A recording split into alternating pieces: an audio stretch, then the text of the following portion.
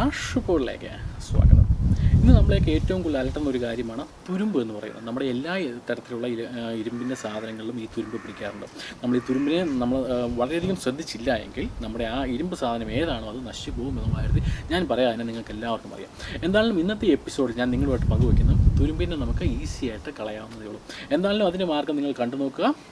Watch നമുക്ക് നോക്കാം അതെങ്ങനെയാണ് ഉണ്ടാക്കുന്നത്. നമുക്ക് ആദ്യം വേണ്ടത് ബേക്കിംഗ് സോഡ, പിന്നെ നമുക്ക് വേണ്ടത് ലെമൺ ജ്യൂസ് അല്ലെങ്കിൽ ലൈം ജ്യൂസ്, പിന്നെ നമുക്ക് വേണ്ടത് ഒരല്പം ഓയിലാണ്. ഇത് വെളിച്ചെണ്ണയോ അല്ലെങ്കിൽ ഒലിവ് ഓയിലോ ഏതാണെന്ന് വെച്ചാൽ നിങ്ങൾക്ക് ഉപയോഗിക്കാം. ഇവിടെ ഞാൻ ഉപയോഗിക്കുന്നത് ഒലിവ് ഓയിലാണെന്ന് മാത്രം. ഓക്കെ, നമുക്ക് ഉണ്ടാക്കാം. നമുക്ക് തൽക്കാലം 2 സ്പൂൺ ബേക്കിംഗ് സോഡ, ഒരു 2 സ്പൂൺ ലെമൺ ജ്യൂസ് അല്ലെങ്കിൽ ലൈം ജ്യൂസ്. ഇതൊന്ന് ചെറുതായിട്ടൊന്ന് ഇളക്കുക. ചെറുതായിട്ടൊന്ന് സെറ്റായി വരും.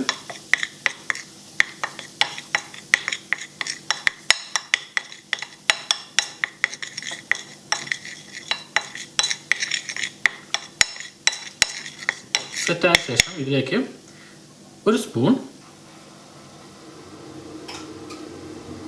ഓയിൽ, അതിനുശേഷം ശരിക്കും ഇളക്കുക.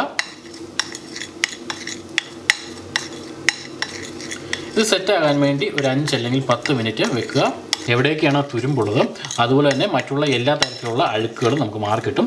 അതെങ്ങനെയാണ് അപ്ലൈ ചെയ്യുന്നതെന്നും നമുക്ക് നോക്കാം.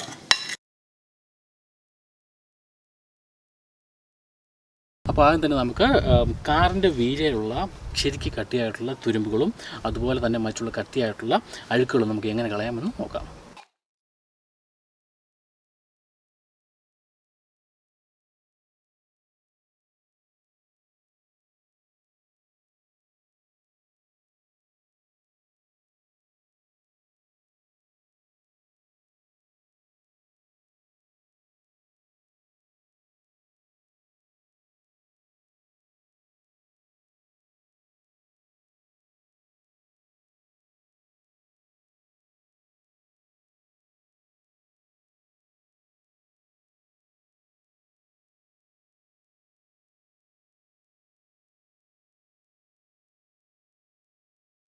That's it.